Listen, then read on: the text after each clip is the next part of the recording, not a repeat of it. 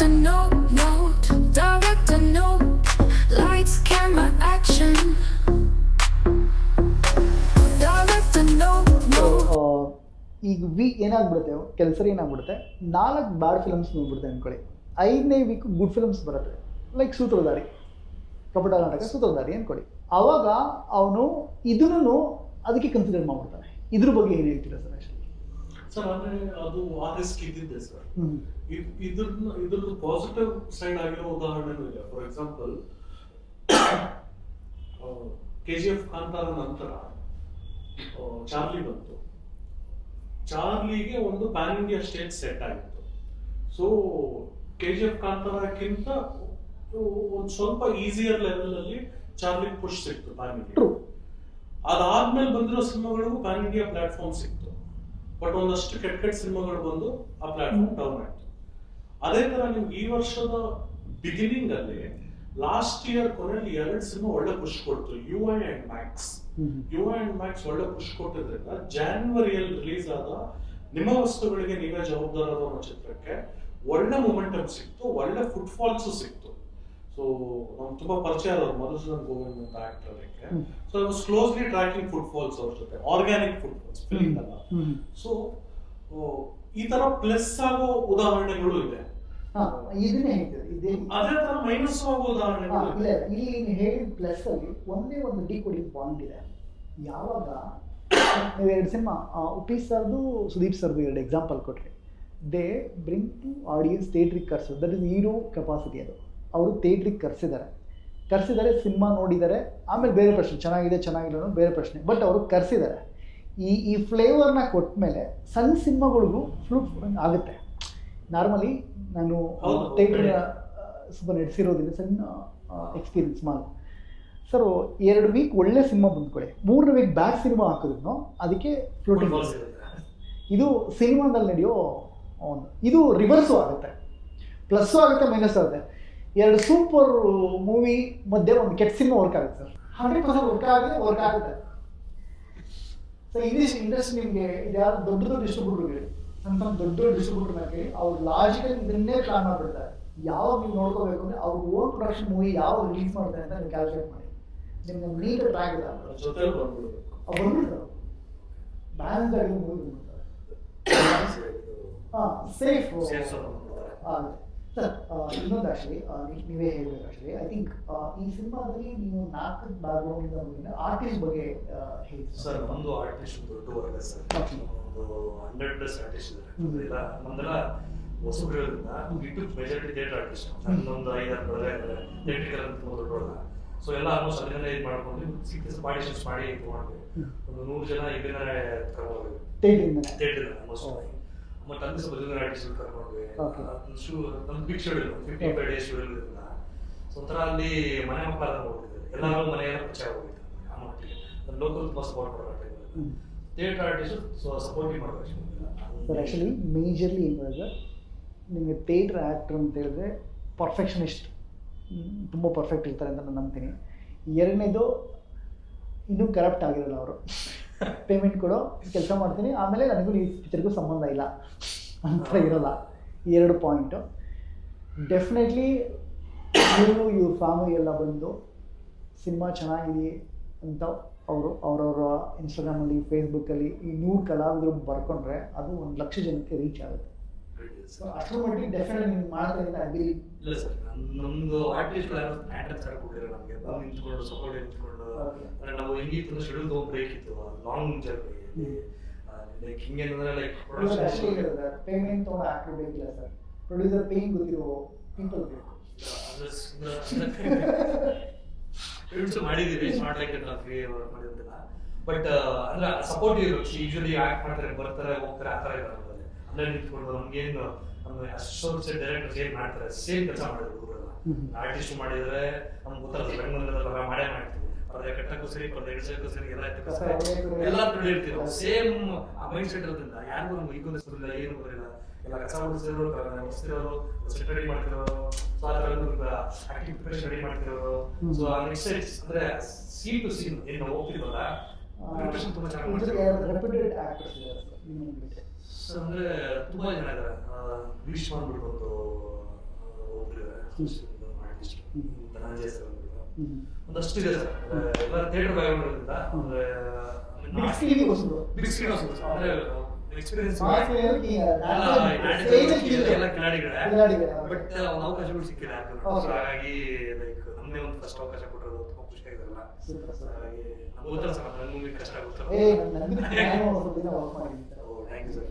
Sir sir next question ಹೋಗಕ್ಕೆ ಮುಂಚೆ theatre ಬಗ್ಗೆ ಮಾತಾಡ್ತಿದ್ವಲ್ಲ, ಹಾಂ ಅದ್ರ ನಂದು ಒಂದು ಅನುಭವ ಆಗಿರೋದು. ಓಕೆ, ನೀವು ಅದೇ ಬ್ಯಾಕ್ಗ್ರೌಂಡ್ ಅಲ್ಲಿ ಬಂದಿರೋರು. ಹಾ, ಆದ್ರೆ ಅಂದ್ರೆ ಅನುಭವ ಕಡಿಮೆ ತುಂಬಾ. ಓಕೆ, ಆದ್ರೂ ತಕ್ಕ ಮಟ್ಟಿಗೆ ಗೊತ್ತಿದೆ. ಫುಲ್ ಟೈಮ್ ಫಿಲ್ಮ್ ಮೇಕರ್ ಆಗಿ ಒಂದಷ್ಟು ಆಡಿಷನ್ಸ್ ಗಳು ಮಾಡ್ತಾ ಇವಾಗ ನೀವೇನ್ ಥಿಯೇಟರ್ ಅವ್ರ ಬಗ್ಗೆ ರಂಗಭೂಮಿ ಅವ್ರ ಬಗ್ಗೆ ಇಷ್ಟು ಪ್ರೌಡ್ ಆಗಿ ಮಾತಾಡಿದ್ರಿ ಅಲ್ವಾ? ಅಂದ್ರೆ ರಂಗಭೂಮಿ ಅಂದ್ರೆ ಡಿಸಿಪ್ಲಿನ್, ಥಿಯೇಟರ್ ಅಂದ್ರೆ ಡಿಸಿಪ್ಲಿನ್, ಹೌದು. ಥಿಯೇಟರ್ ಅಂದ್ರೆ ಆನೆಸ್ಟಿ, Honesty. ಥಿಯೇಟರ್ ಅಂದ್ರೆ ಡೆಡಿಕೇಶನ್. ಹೌದು. ಒನ್ ಟೈಮ್ ಸರ್ ಹೇಳ್ದಂಗೆ ಪರದೆ ಕಟ್ಟಕ್ಕೂ ರೆಡಿ, ಆಕ್ಟ್ ಮಾಡೋಕ್ಕೂ ರೆಡಿ, ಪ್ರಾಪ್ಸ್ ಮಾಡೋಕ್ಕೂ ರೆಡಿ, ಪ್ರಚಾರ ಮಾಡೋ ಕಾಂಪ್ಲೀಟ್ ಕೊಡೋಕ್ಕೂ ರೆಡಿ. ಇದು ಥಿಯೇಟರ್ ಅನ್ನೋ ಇಮೇಜ್ ಇದೆ. ಇನ್ನೂ ಒಂದು ಇದೆ ಗೊತ್ತಾ ಅಷ್ಟೇ, ನಾನು ನಾಟಕ ಮಾಡಿದ್ದೀನಿ ಮತ್ತೆ ನೋಡಿದ್ದೀನಿ, ಟೈಮ್ ವರ್ಕ್ ಮಾಡಿದ್ದೀನಿ. ನಾಟಕ ಶೋ ಚೆನ್ನಾಗಿ ಆಗಿಲ್ಲ ಅಂದ್ರೆ ಹತ್ತಿರದಲ್ಲಿ ನೋಡಿದ್ದೀನಿ. ಕರೆಕ್ಟ್ ಅಲ್ಲ, ನನ್ನ ಪಾಯಿಂಟ್ ಇದು ಸಿನಿಮಾದಲ್ಲಿ ಆಗಲ್ಲ ಸರ್. ಪ್ರಾಬ್ಲಮ್ ಏನು ಗೊತ್ತಾ, ನಾವು ಸಿನಿಮಾ ಮಾಡಿದ್ವಲ್ಲ, ಒಂದು ನಾಟಕ ಶೋ ಮುಗಿದ್ಮೇಲೆ ಆ ನಾಟಕ ಸಕ್ಸಸ್ ಅಂದರೆ ಬೇರೆ. ಇನ್ ಕೇಸ್ ಫೇಲ್ಯೂರ್ ಆಯ್ತು ಅಂದ್ಕೊಳ್ಳಿ, ಎಲ್ಲರೂ ಕೂತ್ಕೊಂಡು ಡಿಸ್ಕಸ್ ಮಾಡ್ತಾರೆ, ಕಣ್ಣೀರು ಹಾಕ್ತಾರೆ, ಈ ನನ್ನಿಂದ ತಪ್ಪಾಗುತ್ತೆ. ಬಟ್ ಸಿನಿಮಾದಲ್ಲಿ ಇದಾಗಲ್ಲ. ಎಲ್ಲ ಸಿನಿಮಾ ಇವಾಗ ಥಿಯೇಟರ್ ಅಂದ್ರೆ ಈ ತರ ಒಂದು ಗೌರವ ಇದ್ದೇ ಇದೆ. ಅದನ್ನ ಮಿಸ್ಯೂಸ್ ಮಾಡೋ ವರ್ಗ ಒಂದಿದೆ. ನಾನು ಆಡಿಷನ್ ಮಾಡಿದಾಗ ಗೊತ್ತಾಗಿದ್ದು, ಬರ್ತಿದ್ದಂಗೆ ಸರ್ ಬಾಡಿ ಲ್ಯಾಂಗ್ವೇಜ್ ಗೊತ್ತಾಗ್ಬಿಡುತ್ತೆ. ಅಂದ್ರೆ ನಾವು ಥಿಯೇಟರ್ ಅಂತಿದ್ದಂಗೆನೆ ಒಂದು ರೆಸ್ಪೆಕ್ಟ್ ಆಗುತ್ತೆ. ಥಿಯೇಟರ್ ಅಂತಿದ್ದಂಗೆನೆ 50% ಸೆಲೆಕ್ಟ್ ಆಗೋಗುತ್ತೆ. ಆಮೇಲೆ ಪರ್ಫಾರ್ಮೆನ್ಸ್ ಗಾಳಿಗಂತ ಇರಲ್ಲ, ಆಕ್ಟಿಂಗ್ ಗಾಳಿಗಂತ ಇರಲ್ಲ. ಕೆಲವ್ರನ್ನ ಓಕೆ ಏನೋ ಕಷ್ಟಪಟ್ಟು ಮಾಡ್ತಿದ್ದಾರೆ ಸೆಲೆಕ್ಟ್ ಮಾಡೋರಿಗೆ ನಾವು ಸೆಟ್ ಅಲ್ಲಿ ಏನೋ ಒಂದ್ಸಲ ಆ ಕಡೆ ಇಡಿ ಅಂತ ಇರ್ತೀವಿ. ಅಂದ್ರೆ ಈ ಕೆಲಸ ಮಾಡಿಸ್ತಿರಲ್ಲ, ಅಲ್ಲೇನೋ ಒಂದು ಅಡ್ಡ ಬರ್ತದೆ, ಒಂಚೂರು ನಾನ ಈ ತರ ಎಲ್ಲ ತಗೊಂಡ್ರು. ಸೊ ಈ ತರ ಸೂಡೋ ರಂಗಕರ್ಮಿಗಳ ವರ್ಗ ದೊಡ್ಡದಾಗ್ತಿದೆ. ಯಾಕೆಂದ್ರೆ ಥಿಯೇಟರ್ ಅಂತಿದ್ದಂಗೆ ಆಡಿಷನ್ಸ್ ಪ್ರಾಮುಖ್ಯತೆ ಸಿಗುತ್ತೆ. ಥಿಯೇಟರ್ ಅಂತಿದ್ದಂಗೆ ಇವ್ರು ಒಳ್ಳೆ ಆಕ್ಟರ್ ಅನ್ಕೊಂತಾರೆ. ಥಿಯೇಟರ್ ಅಂತಿದ್ದಂಗೆ ಇವ್ರು ಡಿಸಿಪ್ಲಿನ್ ಮಾಡೇ ಇರಲ್ಲ. ಅವ್ರ ಥಿಯೇಟರ್ ಏನೂ ಇರಲ್ಲ. ಸುಮ್ಮನೆ ವೀಕೆಂಡ್ಸ್ ಖಾಲಿ ಕೂತ್ಕೊಳ್ಳೋ ಬದಲು 4 ಕಡೆ ಓಡಾಡ್ಬಿಟ್ಟು ಥಿಯೇಟರ್ ಅಂದ್ಕೊಂಡು ಏನು ಯಾವ ರೇಂಜ್ ಅಲ್ಲಿ ಬಿಲ್ಡಪ್ ಕೊಡ್ತಾರೆ ಅಂದ್ರೆ ಅಂತವ್ರಿಂದ ದೂರ ಇರುತ್ತೆ. ಅದನ್ನ ಕಂಡುಹಿಡ್ಕೊಳ್ಳೋದು ತುಂಬಾ ಕಷ್ಟ. ಅದಕ್ಕೆ ಒಂದು ಆಡಿಷನ್ ಅಂದಲೇ ಒಂದು 2-3 ಸ್ಕ್ರೀನ್ ಟೆಸ್ಟ್ ಮಾಡಿ ಅವ್ರ ಜೊತೆ ಒಂದು ಸ್ವಲ್ಪ ಬೆರೆತಿದ್ದಂಗೆ ಗೊತ್ತಾಗುತ್ತೆ ಇವನು ನಿಜವಾದ ರಂಗಕರ್ಮಿನ ಇಲ್ಲ ಸೂಡೋ ರಂಗಕರ್ಮಿನ. ಇದೊಂದು ಹುಷಾರಾಗಿರ್ಬೇಕು. ಟೆಕ್ನಿಷಿಯನ್ ಬಗ್ಗೆ ನೀವೇ ಹೇಳಿ. ನಮ್ಮಲ್ಲಿ ಪ್ರಸನ್ನ ಅಂತ ನಮ್ಮ music director Prasanna Kumar MS blink ಅನ್ನೋ ಸಿನಿಮಾಕ್ಕೆ ಮ್ಯೂಸಿಕ್ ಮಾಡಿದ್ರು. ಚೆನ್ನಾಗಿ ಅದ್ಭುತವಾಗಿ ಮಾಡಿದ್ದಾರೆ. ನಮ್ಮ ಸಿನಿಮಾಗೂ ಪಾಪ ಲೇಡ್ನಾಗಿ ಕೆಲಸ ಮಾಡಿದ್ದಾರೆ. ಸಿನಿಮಾಟೋಗ್ರಫರ್ ವೀರೇಶ್ NTA ಅಂತ, ಅವರು ಉಗ್ರಂ ಸಿನಿಮಾಗಳಲ್ಲೆಲ್ಲ ಶೆಡ್ಯೂಲ್ಸ್ ಅಲ್ಲಿ ವರ್ಕ್ ಮಾಡಿದ್ರು. ಅಂಡ್ ಸುಮಾರು ಡಾಕ್ಯುಮೆಂಟರೀಸ್ ಮಾಡಿದ್ರು. ನಮ್ಮ ಜೊತೆ ಸುಮಾರು ಶಾರ್ಟ್ ಫಿಲ್ಮ್ಸ್ ಮಾಡಿದ್ರು. ಸೊ ವೀರೇಶ್ NTA ಅಂತ ಅವರು DOP ಆಗಿದ್ದಾರೆ. ದೀಪಕ್ ಅಂದ್ಬಿಟ್ಟು ನಮ್ಮ ಕಲರಿಸ್ಟ್ ಇದ್ದಾರೆ. ವಸಂತ್ ಕುಮಾರ್ ಅಂದ್ಬಿಟ್ಟು ನಮ್ಮ ಎಡಿಟರ್ ಇದ್ದಾರೆ. ಸರ್ 3 ಸಾಂಗ್ ಇದೆ. 4ನೇದು ಲಿಟಲ್ ಸ್ಕೆಪ್ಟಿಕಲ್ ಆಗಿದ್ದೀವಿ ನಾವು, ಬೇಕೋ ಬೇಡವೋ ಅನ್ನೋದು. ಬಿಕಾಸ್ ಇವಾಗ ನಿಮ್ಗೆ ಗೊತ್ತಿರೋಗೆ ಆಡಿಯೋಗೆ ಅಂತ ಮೇನ್ ಮಾರ್ಕೆಟ್ ಇಲ್ಲ, ಏನು ದುಡ್ಡು ಕೊಡಲ್ಲ. ಅಂಡ್ ಇನ್ನು ನಾವೇ ಖರ್ಚು ಮಾಡಿ ಬೂಸ್ಟ್ ಮಾಡ್ಕೋಬೇಕು. ಇವಾಗ ಯೂಟ್ಯೂಬ್ ಹಾಕಿದಂಗೆ ಬರೀ 5,000 ವ್ಯೂಸ್ ಇದೆ ಅಂದ್ರೆ ಈಗ ಹೊಡಿಯಂತಲ್ಲ, ಅದಕ್ಕೆ 1 ಲಕ್ಷ ಬೂಸ್ಟ್ ಮಾಡಿ ನಮ್ದು 200K ಅಂತ ತೋರಿಸೋದು. ಸೊ ಈ ಗೇಮೇ ನಮಗೆ ಬೇಡ. ಸಿಚುಯೇಷನ್ ಅಲ್ಲಿ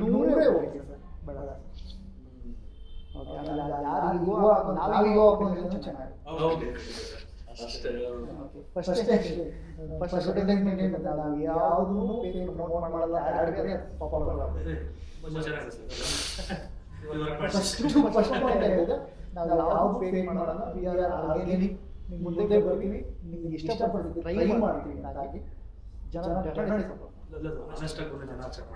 ಹೌದು. ಜನ ಹೆಂಗ ಹೋಗ್ಯಾರೆ ಅಂದ್ರೆ ಇದು ಸುಳ್ಳು ಅದೊಂದು ಮಾಡ್ಬಿಡ್ತೀನಿ ಆದ್ರೆ ಅದು ಹೇಳ್ಬೇಕು, ನಮ್ಮ ಅಪ್ಪರಾಣೆಗೂ ನಮ್ಮ ಮನೆ ದೇವರಾಣೆಗೂ ಅದು ಸುಳ್ಳು ಅಂತಾರೆ. ಕೆಳಗಡೆ ಕಾಮೆಂಟ್ ಲವ್ ಮಾಡ್ತೋಗಿ ಇದೇನು ತಪ್ಪಿಲ್ಲ ಸರ್. ಮೋಸ ಹೋಗಿ ಹೋಗಿ ಹೋಗಿ ಫ್ರೆಂಡ್ ಬಂದ್ರು ಎಲ್ಲರೂ ನಾವು ಇಷ್ಟೆಲ್ಲ ಮಾತಾಡ್ತೀವಿ. ನಾವ್ ಯಾವ ಹೊಸಬ್ರು ಸಿನಿಮಾ ಲಾಸ್ಟ್ ಥಿಯೇಟರ್ ಹೋಗಿ ಯಾರು ಕರೀದಲ್ಲ, ಯಾರು ಇನ್ವೈಟ್ ಮಾಡ್ದಲ್ಲ, ಏನೋ ಒಂದು ಕಂಟೆಂಟ್ಸ್ ಇಷ್ಟಪಟ್ಟು ನಾವ್ ಯಾವತ್ತು ಹೋಗಿರುತ್ತೆ. ಇಲ್ಲ ಇದ್ರಲ್ಲಿ ನನ್ನದು ಪ್ರಾಬ್ಲಮ್ ಇದೆ.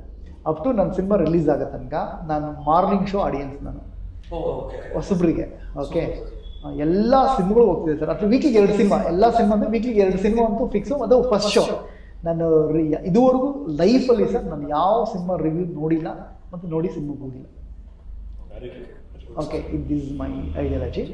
ಬಟ್ ಅವ್ರಿಗಿನ ಮುಂಚೆ ನಾನು ಸಿನಿಮಾ ಥಿಯೇಟ್ರಲ್ಲಿ ಇರ್ತೀನಿ. ನಾನು ಸಿನಿಮಾ ಥಿಯೇಟ್ರಿಗೆ ಹೋದಾಗ ರಿವ್ಯೂಸ್ ಬಂದವರು ಅಕ್ಕಪಕ್ಕ ಗೊತ್ತಿರ್ತಾರೆ. ಅದೊಂದು ಖುಷಿ ನನಗೆ. ರಿವ್ಯೂಸ್ ನೋಡೋದು ನಾನು ನೋಡ್ತಾ ಇದ್ದೀನಿ ಅಂತ. ಓಕೆ, ಅದೊಂದು ಖುಷಿ. ಆಫ್ಟರ್ ರಿಲೀಸ್ ವಿದ್ಯಾರ್ಥಿ ಮೇಲೆ ನಾನು ಹೋಗೋದು ಬಿಟ್ಬಿಟ್ಟಿದ್ದೀನಿ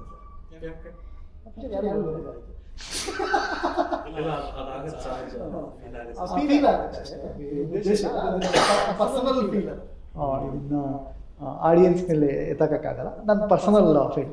ಇವಾಗ ಸಿನಿಮಾ ಥಿಯೇಟ್ರಿಗೆ ಹೋಗೋದಕ್ಕೆ ಭಯ ಆಗುತ್ತೆ. ಯಾರೇ ಕರೆದು ಥಿಯೇಟ್ರಿಗೆ ಹೋಗೋದಕ್ಕೆ ನನಗೆ ಭಯ ಆಗುತ್ತೆ ಆ್ಯಕ್ಚುಲಿ, ಬೈ ಹಾನೆಸ್ಟ್ಲಿ. ಅಲ್ಲಿ ಹೋಗ್ತಿದ್ದಂಗೆ ಕೂತು ಥಿಯೇಟ್ರ್ ಒಳಗಡೆ ಹೋಗ್ತಿದ್ದಂಗೆ ನನಗೆ ಡೈರೆಕ್ಟರ್ ಜ್ಞಾಪಕ ಆಗ್ತಾರೆ, ಪ್ರೊಡ್ಯೂಸರ್ ಜ್ಞಾಪಕ ಆಗ್ತಾರೆ.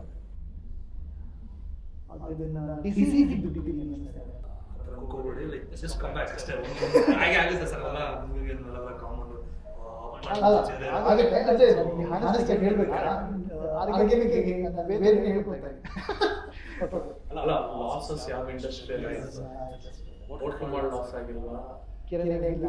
ಮೊನ್ನೆ ಸ್ಟಾಕ್ ಮಾರ್ಕೆಟ್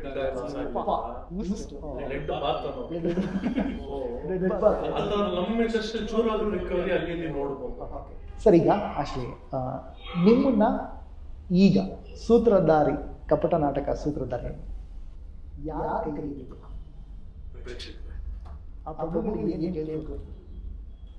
ಏನಿಲ್ಲ ಸರ್, ಒಂದು ಒಳ್ಳೆ ಕಂಟೆಂಟ್ ಕೊಟ್ಟಿದ್ದೀವಿ. ನಿಮ್ಗಂತೂ ನಾವು ಕಂಟೆಂಟ್ ಅಲ್ಲಿ ನಾವು ಸುಳ್ಳು ಅಂತ ಬೇರೆ ಥರ ನಾವು ಏನಂತಾರೆ, ನಾವು ಏನೋ ವೈಭವೀಕರಣ ಮಾಡಿದ್ದೀವಿ, ಆ ಥರ ಮಾಡೋಲ್ಲ.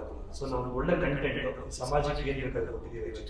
ಈಗ ನಮ್ಮ ಅಕ್ಕ ತಂದೆ ನೋಡೋದು ಸ್ಮಾರ್ಟ್ ಲೈಫ್ ಬೇರೆ ಸೊ ಇವತ್ತಿನ ಪರಿಸ್ಥಿತಿಲಿ ಸಮಾಜಕ್ಕೆ ಏನಿಲ್ಲ ಅರ್ಥವಾಗುತ್ತದೆ.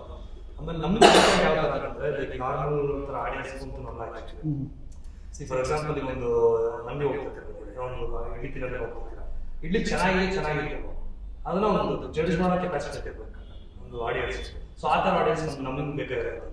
ಈಗ ಚೆನ್ನಾಗಿ ಫಾರ್ ಎಕ್ಸಾಂಪಲ್ ಈಗ ಆ ಹೋಟ್ಲಿಗೆ ಹೋಗಿ ಊಟ ಚೆನ್ನಾಗಿರುತ್ತೆ ಅಂತ ಇನ್ನೊಬ್ರು ಹೇಳ್ತಿಲ್ಲ, ಆ ಥರ ಹೋಗಿ ನೋಡೋದು ಕೊಟ್ಟಾಗ ಅದು ಅರ್ಥವಾಗಲ್ಲ. ಸೊ ನಮ್ಗೆ ಲೈಕ್ ಟಿಪಿಕಲ್ ಆಗಿ ಜಡ್ಜ್ಮೆಂಟ್ ಇರುವಂಥ ಒಂದು ಆಡಿಯನ್ಸ್ ಇರ್ತಾರೆ.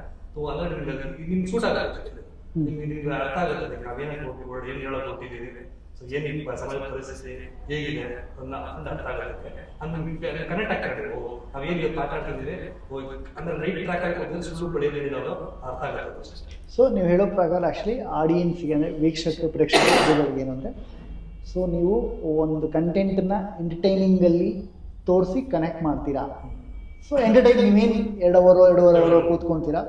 ಸೊ ಅದನ್ನ ನಾನು ಎಂಟರ್ಟೈನ್ ಮಾಡಿದ್ರೆ ಅದ್ರ ಜೊತೆ ಒಂದು ಎಮೋಷನ್, ಇನ್ಫಾರ್ಮೇಷನ್, ಮೋಟಿವೇಶನ್ ಆ ಥರದ್ದು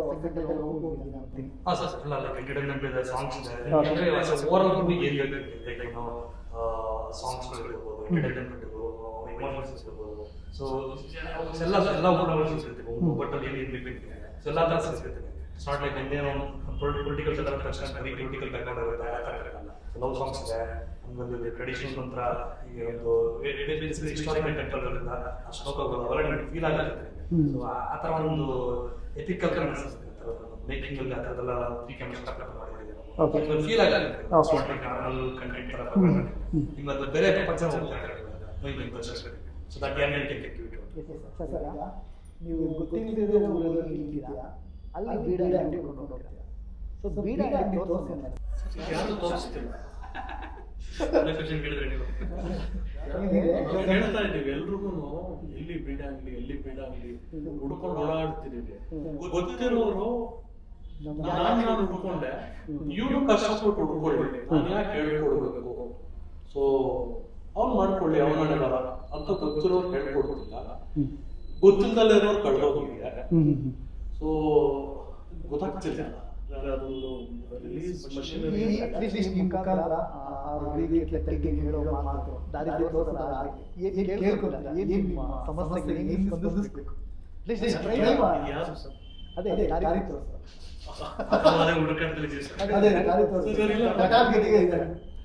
ಒಂದೇನು ಕನ್ಕ್ಲೂಷನ್ ಬಂದಿದ್ದೀವಿ. ಇದರಲ್ಲಿ ನಿಮಗೆ ಮೀಡಿಯಾ ಆಗಿರ್ಬೋದು ಅಥವಾ ಡಿಸ್ಟ್ರಿಬ್ಯೂಟರ್ ಆಗಿರ್ಬೋದು, ಟಿವಿ ಆಗಿರ್ಬೋದು, OTT ಆಗಿರ್ಬೋದು, ನಿಮ್ಮ ರೈಟ್ ಟ್ರ್ಯಾಕ್ ಬ್ರದರ್ ಬನ್ನಿ ನಾನು ಇದನ್ನ ಹೆಲ್ಪ್ ಮಾಡ್ತೀನಿ, ಬ್ರದರ್ ಬನ್ನಿ ಹಿಂಗೆಲ್ಲ ಹಿಂಗೆ ಹೋಗಿ ಅನ್ನೋರು, ಅಂದರೆ ಈ ಬಿಸ್ನೆಸ್ ಆ್ಯಂಗಲ್ ಆಗಿರ್ಬೋದು ಅಥವಾ ಆಡಿಯನ್ಸಿಗೆ ಮುಟ್ಸೋದಕ್ಕೆ ದಾರಿ ಆಗಿರ್ಬೋದು, ಇವರೆಲ್ಲ ದಾರಿ ದೀಪಗಳು ಇವತ್ತಿಗೆ. ಅವ್ರಿಗೇನು ಕೇಳ್ಕೊತೀರಾ, ಏನು ರಿಕ್ವೆಸ್ಟ್ ಮಾಡ್ತೀರಾ? ಸರ್ ಒಂದೇನಂದ್ರೆ ಯಾರಾಗಲಿ ನನಗೆ ಏನಕ್ಕೆ ಫೇವರ್ ಮಾಡಬೇಕು, ಏನಕ್ಕೆ ಟ್ರೀಟ್ ಮಾಡಬೇಕು, ನಾನು ಯಾರು, ನಾನು ಅಣ್ಣನ ಮಗನ, ತಮ್ಮನ ಮಗನ, ಕ್ಲೋಸ್ ಫ್ರೆಂಡ್ ಏನು. ಸೊ ಹಾಗಾದ್ಮೇಲೆ ಅವ್ರು ನನಗೆ ಸಪೋರ್ಟ್, ಅವರು ಅಂದ್ರೆ any one, not one particular. ನೀವು ಹೇಳಿದ್ರೆ ಎಲ್ಲ ಎಷ್ಟು ಜನ ಇದ್ದಾರೆ, ನನಗೆ ಸಪೋರ್ಟ್ ಮಾಡಿ ಅಂತ ನಾನು ಎಕ್ಸ್ಪೆಕ್ಟ್ ಮಾಡಲ್ಲ. ಯಾಕೆ ಮಾಡೋದು? ಒಂದು ಎರಡನೇ ಕಂಟೆಂಟ್ ಇಷ್ಟ ಆದ್ರೆ ಅವ್ರು ಬರ್ತಾರೆ. ಕಂಟೆಂಟ್ ಅಲ್ಲಿ ಏನೋ ಅಪೀಲಿಂಗ್ ಇದ್ರೆ, ಬೆಸ್ಟ್ ಎಕ್ಸಾಂಪಲ್ ಮೊನ್ನೆ ಪಪ್ಪಿ ಅಂತ ಒಂದು ಸಿನಿಮಾ ಟ್ರೈಲರ್ ತುಂಬಾ ಚೆನ್ನಾಗಿ ಓಡಾಡ್ತಾರೆ. ಧ್ರುವ ಸರ್ ಬಂದ್ರು, ಪ್ರೆಸೆಂಟ್ ಮಾಡಿಕೊಟ್ರು, ರಮ್ಯಾ ಅವರು ಅದ್ರ ಬಗ್ಗೆ ಸುಮಾರು ಒಳ್ಳೊಳ್ಳೆ ಮಾತುಗಳಾಡಿದ್ರು, ಅಂಡ್ ಹರೀಶ್ವರ ತುಂಬಾ ಚೆನ್ನಾಗಿ ನಿಂತರು ಅದ್ರ ಜೊತೆ. ಸಿನಿಮಾದಲ್ಲಿ ಸುಮಾರು ವ್ಯಕ್ತಿಗಳು ಆ ಸಿನಿಮಾಕ್ಕೆ ಒಂದು ವೇದಿಕೆ ಮಾಡಿಕೊಟ್ರು, ಓನ್ಲಿ ಬಿಕಾಸ್ ಆಫ್ ಕಂಟೆಂಟ್. ಅವ್ರು ಯಾರು ಪರಿಚಯ ಆಗಿಲ್ಲ. ಅದೇ ತರ ನಾವು ನಂಬಿರೋದು ನಮ್ಮ ಕಂಟೆಂಟ್ ಮೇಲೆ ನಂಬಿದ್ದೀವಿ. ಅದು ವರ್ಕ್ ಆಗಿ ಯಾರಾದ್ರೂ ಕೈಗೆ ಮುಂದೆ ಬಂದ್ರೆ ವೆಲ್ ಅಂಡ್ ಗುಡ್, ಇಲ್ಲ ಅಂದ್ರೆ ಅಲ್ಟಿಮೇಟ್ ಡಿಸಿಷನ್ ಮೇಕರ್ಸ್ ಜನ. OTTನೂ ಏನ್ ಹೇಳ್ತಿರೋದು, ಜನರ ಹತ್ರ ಹೋಗಿ ಬನ್ನಿ, ಅಲ್ಲಿ ರಿಸಲ್ಟ್ ತಗೊಂಡು ಬನ್ನಿ. ಡೈರೆಕ್ಟ್ ನಾವು ಅಮೆಝಾನ್ ಹೋದ್ರು ಅಮೆಝಾನ್ ಪ್ರೈಮು ಅದೇ ಹೇಳ್ತಿರೋದು, ಅಲ್ಲಿ ಹೋಗ್ಬಿಟ್ಟು ಬನ್ನಿ ಅಂತ. ಸೊ ಇಲ್ಲಿ ಥಿಯೇಟ್ರಲ್ಲಿ ಗೆದ್ರೆ ಇವ್ರು ತಗೊಂತಾರೆ, ಸೊ ಥಿಯೇಟ್ರಲ್ಲಿ ಗೆದ್ರೆ TV ಅವ್ರು ತಗೊಂತಾರೆ. ಈ ಥಿಯೇಟ್ರಲ್ಲಿ ಗೆಲ್ಸಕ್ಕೆ ಯಾರು ಬೇಕು?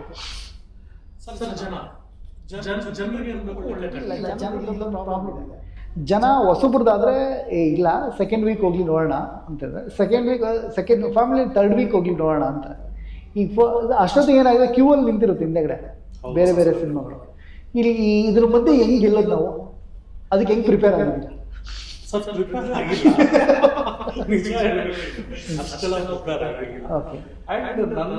ನಂಬಿಕೆ ಮೇ ಬಿ ಸರ್ದು ಅದೇ ಇರುತ್ತೆ.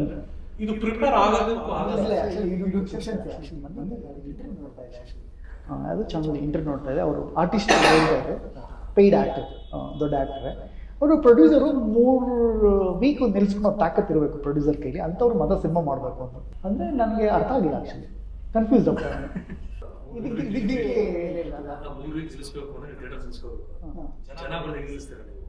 ಇಲ್ಲ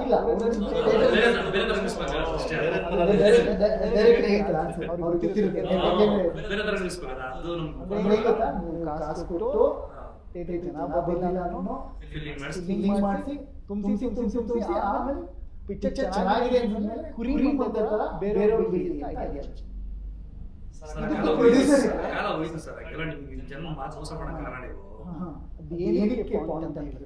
ನೀವು ಏನಕ್ಕೆ ನೀವು ಪೇಯ್ಡ್ ಆಕ್ಟರ್ನ ಕರೆಸ್ಬಿಟ್ಟು ಅವರಿಗೆ ನಿಮಗೆ ಲಕ್ಷಗಟ್ಟಲೆ ಸಂಬಳ ಕೊಟ್ಬಿಟ್ಟು ಜನನ್ನ ಕ್ರೌಡ್ ಕಳಿಸಿದ್ರೆ ನೀವು ಲಕ್ಷ ಏನು ಕೊಡಬೇಕು ಅಲ್ವಾ? ಡೈರೆಕ್ಟ್ರೇ ಹೀರೋ. ಸೊ ನಾವು ಏನಕ್ಕೆ ಸೆಲೆಬ್ರಿಟಿ ಅಂತ ಹೋಗೋದೇನು ಕೇಳಿ, ಸ್ಟಾರ್ ವ್ಯಾಲ್ಯೂ ಅಂತ ಏನಕ್ಕೆ ಅವರಿಗೆ ಕೋಟಿಗಟ್ಟಲೆ ಸಂಬಳ ಕೊಟ್ಟು ಇಲ್ಲ ಈ ಟೈಮಲ್ಲಿ ಮುಟ್ಕೋತಾರೆ ನಮ್ಮ ಜೊತೆ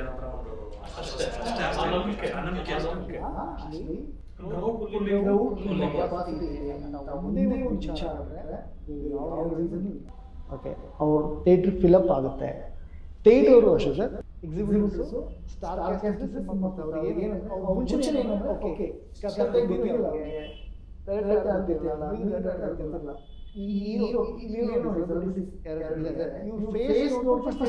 ಫಸ್ಟ್ ಥಿಯೇಟ್ರ್ ಕೊಡ್ತಾರೆ. ಯಾಕೆಂದ್ರೆ ಓಕೆ ಇವರಿಗೆ ಲಾಸ್ಟ್ ಸಿನಿಮಾ ಇಷ್ಟು ಜನ ಬಂದಿದ್ದಾರೆ, ಇಷ್ಟು ಜನ ಬಂದೇ ಬರ್ತಾರೆ.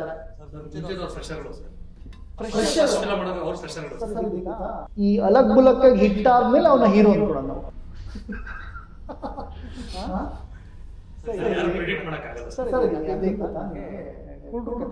ನೋಡಿ ವರ್ಷಕ್ಕೆ ನೀವು 250 ಸಿನಿಮಾ ಮಾಡ್ತೀವಿ. 250 ಸಿನಿಮಾದಲ್ಲಿ ಯಾವುದೋ ಒಂದು ಸಿನಿಮಾ ಗೆಲ್ಲುತ್ತೆ, ಅವ್ನು ಹೀರೋ. ಈಗ ನಮಗೆ 10 ವರ್ಷ ಯಾವ ಹೀರೋ ಹೊಸ ಹೀರೋ ಬರಲಿಲ್ಲ, ಕಮರ್ಷಿಯಲ್ ಯಾರನ್ನ ವರ್ಷಕ್ಕೆ 2.5 ಒಬ್ಬ ಕಮರ್ಷಿಯಲ್ ಹೀರೋ ಬಂದಿದ್ದಾರೆ.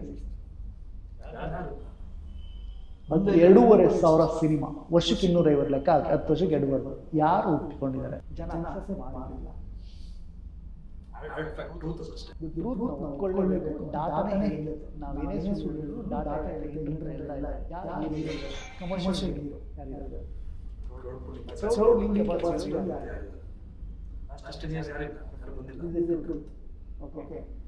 ನಾವು ಅಷ್ಟು ಜನ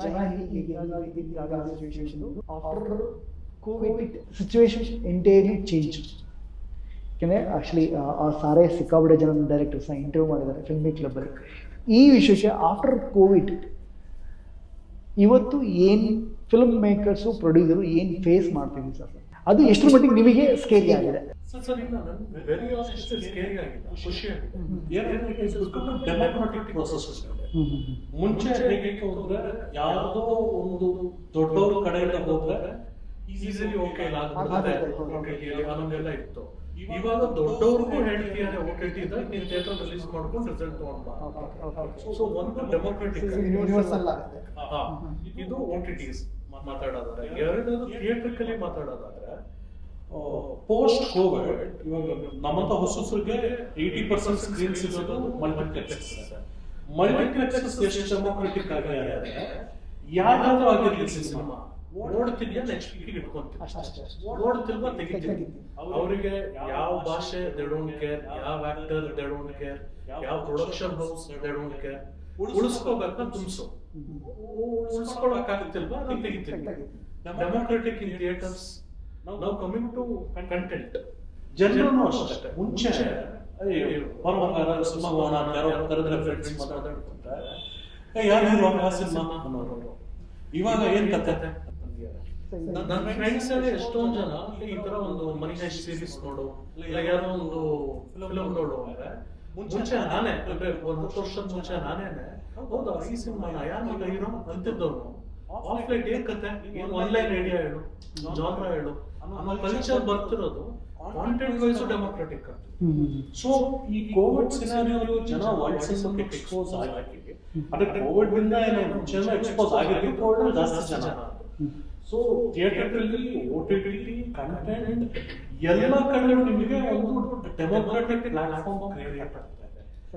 ಕಂಟೆಂಟ್ ಓರಿಯೆಂಟೆಡ್ ಸಿನಿಮಾ ನಿಜವಾಗ್ಲೂ ಒಳ್ಳೆ ಸಿನಿಮಾ ಮಾಡೋರಿಗೆ ಇದು ತುಂಬಾ ಒಳ್ಳೆ ಫೇಸ್, ತುಂಬಾ ಒಳ್ಳೆ ಟೈಮಲ್ಲಿ ನಾವಿದ್ದೀವಿ ಅಂತ ನಾನು ಅನ್ಕೊಂತೀನಿ. ಇವಾಗ ಹೋಪ್ಫುಲಿ ಸರ್. ಓಕೆ ಸರ್, ಈಗ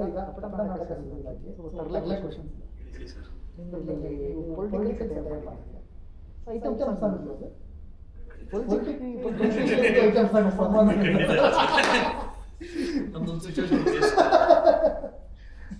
ಯೂಶಲಿ ಪೊಲಿಟಿಕಲ್ ಅಂದ್ರೆ ಅದು ಬರುತ್ತೆ.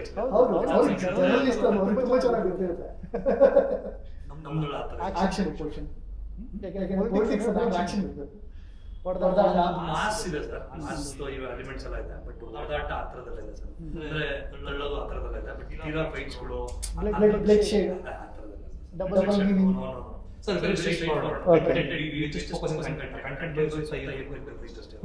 ಈ ಡಬಲ್ ಮೀನಿಂಗ್ ಐಟಮ್ ಸಾಂಗ್ಸ್, ಮರಾಸಾಸ್ ಈ ಥರದೆಲ್ಲ ಇದೆ ಸರ್. ಟಿಪಿಕಲ್ ಸ್ಕ್ರಿಪ್ಟ್ ಬಿಡಿ ಕನ್ನಡ ಸ್ಟೇಷನ್ ನಮ್ಮ ಬೇರೆ ಸೆಗ್ಮೆಂಟ್ ಆ ಥರ ಒಂದು ಹ್ಯಾಂಡಲ್ ಮಾಡಿದ್ದೀವಿ. ನೀವು ಯೂಎಸ್ ಕ್ರಿಕೆಟ್ ಆಡಿಯನ್ಸ್ ಮೆಜಾರಿಟಿ ಯೂಎಸ್ ಮಸ್ಟ್ ಬರೋದು ಸರ್. ಸೊ ಈಗ ಯು ಆಡಿಯನ್ಸ್ ಎ ಆಡಿಯನ್ಸ್ ಅಲ್ಲ ಹೆಂಗೆ ಅಂದ್ರೆ ಅವರು ನೋಡ್ಬೋದು ಇವ್ರು ನೋಡ್ಬೋದು, ಅದಕ್ಕೆ ಇವತ್ತು ಮಾತಾಡ್ತಾರೆ. ಮುಂದೆ ಲಾಸ್ಟ್ ಇಬ್ರು ಬನ್ನಿ ಅಂತ ಎಲ್ಲರೂ ರೀಚ್ ಆಗ್ತಾರೆ ಸರ್. ಚಿಕ್ಕ ಮಕ್ಕಳು ನೋಡ್ಬೋದು, ದೊಡ್ಡವರು ನೋಡ್ಬೋದು, ಅವರು ನೋಡ್ಬೋದು, ಮನೆ ಮುಂದೆ ಕೂತ್ಕೊಂಡು ನೋಡೋದು ಸರ್. ಯಾರಿಗೂ ಹೆಲ್ಪ್ ಆಗಲ್ಲ.